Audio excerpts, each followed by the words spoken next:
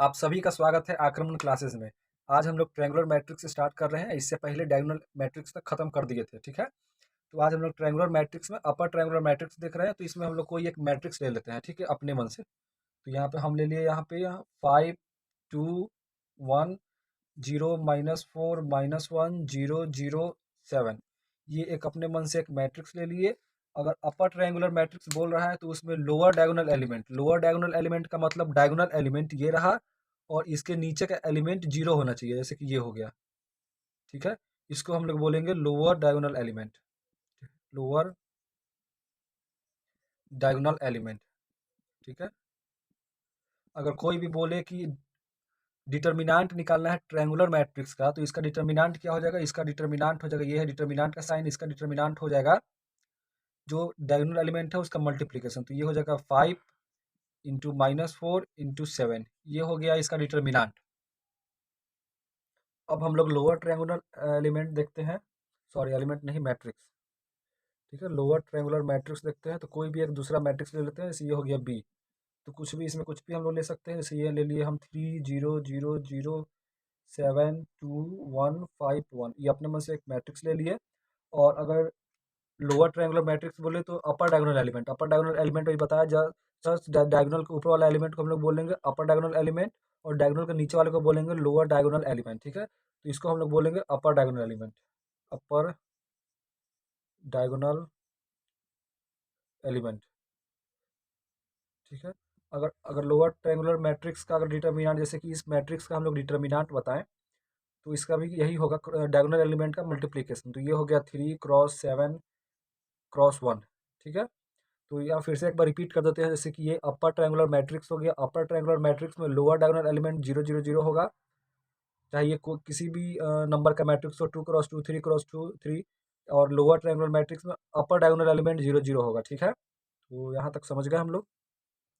Triangular matrix का minimum number of zeros निकालने के लिए पहले तो हम लोग देखेंगे कि total number of non diagonal element क्या फॉर्मूला क्या होता है। तो इसका फॉर्मूला होता है यहाँ पे n² - n, और इसमें हम लोग हाफ से डिवाइड कर देंगे तो आ जाएगा minimum number of zeros in triangular matrix, ठीक है। जैसे कि ये 3 × 3 का मैट्रिक्स है, तो यहाँ पे चेक कर लेते हैं हम लोग इसका लोअर डायगोनल एलिमेंट या अपर ट्रायंगुलर मैट्रिक्स का जीरोज कितना होगा। तो यहाँ पे 3 × 3 का ये मैट्रिक्स है, तो यहाँ पे लिख लेते हैं 3 का स्क्वायर 9 -3/2। तो यहाँ पे ये हो गया 6/2, ये हो गया 3, ठीक है। और यहाँ पे देखिए 1 2 3। तो इस तरह से हम लोग minimum number of zero check कर लेंगे। तो हम लोग उसी से रिलेटेड एक क्वेश्चन देख लेते हैं। क्वेश्चन क्या बोल रहा है? What is order of upper triangular matrix in which minimum number of zeros is 45।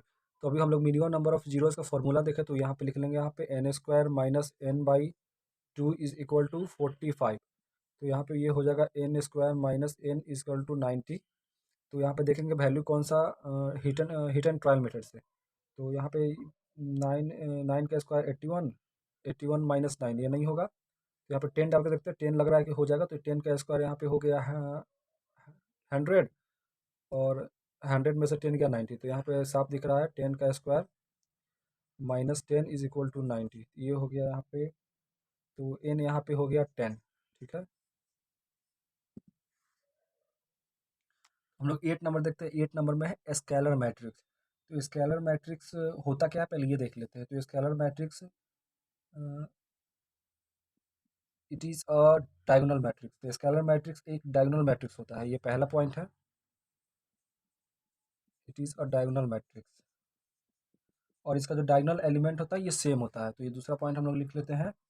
Each diagonal element is same, each diagonal element is same, ठीक है। तो हम लोग एक एग्जांपल उठाकर देख लेते हैं। जैसे एक मैट्रिक्स का यहाँ पे ले लिए, मैट्रिक्स ए, और इसका डायगोनल एलिमेंट ले लिए, each diagonal element is same, तो इसका डायगोनल एलिमेंट सेम ले लिए यहाँ पे, ठीक है। और it is a diagonal matrix. तो diagonal matrix non diagonal element zero होगा, तो यहाँ पे जीरो जो डाल दिए, ठीक है। तो ये हो गया डायगोनल मैट्रिक्स, स्केलर मैट्रिक्स का एग्जांपल। तो यहाँ पे देख लेते हैं ये एड्रेसेस ऑफ एलिमेंट। अगर ए आई जे कांस्टेंट हो तो आई इक्वल टू जे होगा, ठीक है। और ए आई जे जीरो के इक्वल हो तो I does not equal to J होगा, ठीक है। जैसे कि ए I J I equal to जे हो, तो जैसे ये हो गया 1 1, ये हो गया 2 2, ये हो गया 3 3, ये इक्वल है तो ये कांस्टेंट होगा, ठीक है। और ये I does not equal to J है तो यहाँ पे ये जीरो के इक्वल होगा। जैसे कि ये आई जे इक्वल नहीं है, ये आई जे इक्वल नहीं है इसका एलिमेंट, तो ये जीरो के इक्वल होगा। इस तरह से हम लोग समझ गए। इसको हम लोग ऐसा भी लिख सकते हैं, जैसे कि ये हो गया ए इज इक्वल टू 5 आई, 5 को कॉमन ले लिए, यहाँ पे आई हो गया आइडेंटिटी मैट्रिक्स। इसको हम आगे बताते हैं। इसको हम इस तरह से भी लिख सकते हैं, ए इक्वल टू के कॉन्स्टेंट और आई, ठीक है। एक क्वेश्चन हम लोग देख लेते हैं यहाँ पे, जैसे कि a square matrix A I J such that A I J is equal to zero for I does not equal to J and I A I J is equal to K where K is a constant for I equal to J is called. ये question पूछ रहा है और पूछ रहा है कि ये कौन सा मैट्रिक्स होगा। आइडेंटिटी, इसका ऑप्शन है identity matrix, diagonal matrix, scalar matrix, zeros matrix. तो इसका भी हम लोग बताए यहाँ पे ए आई जे और कांस्टेंट है तो आई इक्वल टू जे होगा। ए आई जे अगर जीरो है तो I does not equal to J होगा, तो ये हो जाएगा यहाँ पे स्केलर मैट्रिक्स, ठीक है। तो ये इसका आंसर यहाँ पे हो जाएगा स्केलर मैट्रिक्स। हम लोग 9th नंबर देखते हैं। 9th नंबर में है आइडेंटिटी मैट्रिक्स। तो हम लोग देखते हैं आइडेंटिटी मैट्रिक्स होता क्या है।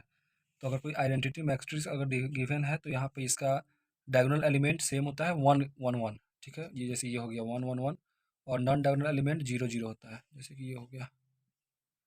अगर ये 3 3 बाई 3 का है तो ये हो गया ऐसे, और अगर ये हो गया 2 क्रॉस 2 का तो ये हो गया 1 0 0 1, ठीक है। मतलब नॉन डायगोनल एलिमेंट जीरो होता है और जो डायगोनल एलिमेंट है वो 1 के इक्वल होता है सारा एलिमेंट, ठीक है। तो इसका पहले प्रॉपर्टी हम लोग देखते हैं। इसका प्रॉपर्टी बहुत इंपॉर्टेंट है, ठीक है।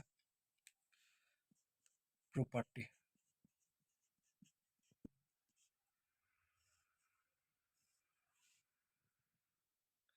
तो ये फर्स्ट प्रॉपर्टी हम लोग देखते हैं। अगर आइडेंटिटी मैट्रिक्स का अगर ट्रेस निकालना हो, ठीक है, तो ये हो जाएगा एन के इक्वल। जैसा कि 3 क्रॉस 3 का ट्रेस निकालना हो तो ये हो गया एन। ट्रेस मतलब क्या होता है? ट्रेस मतलब होता है डायगोनल एलिमेंट का सम। जैसे कि ये हो गया 1 + 1 2, तो इसका ट्रेस हो जाएगा 2, ठीक है। अगर ट्रेस निकालना हो identity n cross n order का तो इसका भी यहाँ पे n ही हो जाएगा, ठीक है। जैसे 3 क्रॉस 3 का तो यहाँ पे ट्रेस हो जाएगा 3। जैसे 3 क्रॉस 3 का है तो ये हो गया 1 + 1 + 1 3, तो इसका आंसर भी 3 हो जाएगा। थर्ड पॉइंट हम लोग देखते हैं। थर्ड पॉइंट हो गया, जैसे कि किसी मैट्रिक्स को उसके इन्वर्स से मल्टीप्लाई करते हैं या फिर एक मैट्रिक के इन्वर्स से उसी मैट्रिक्स को मल्टीप्लाई करते हैं, तो इसका आंसर में ये फिर हो जाता है आइडेंटिटी मैट्रिक्स। ये है तीसरा पॉइंट। ये चौथा पॉइंट हो गया यहाँ पे, जैसे कि एक मैट्रिक्स को आइडेंटिटी मैट्रिक्स से मल्टीप्लाई करते हैं या फिर एक आइडेंटिटी मैट्रिक्स को एक मैट्रिक्स से मल्टीप्लाई करते हैं, तो उसका भी एक मैट्रिक्स के इक्वल आंसर आएगा, ठीक है। तो हम लोग पॉइंट नंबर 5 देखते हैं। जैसे कि एक आइडेंटिटी मैट्रिक्स का पावर यहाँ पे n की है, ठीक है। तो ये आई के ही इक्वल होगा, तो 1 का पावर तो कुछ भी रखो 1 ही होगा और 0 का पावर में 0, मतलब वो सेम हो जाएगा, ठीक है। तो यहाँ पे 6 नंबर प्रॉपर्टी देखते हैं। 6 में हो जाएगा आई का इन्वर्स, ठीक है। अगर किसी आइडेंटिटी मैट्रिक्स का इन्वर्स निकालने पे हम लोगों को आइडेंटिटी मैट्रिक्स ही आता है, ठीक है।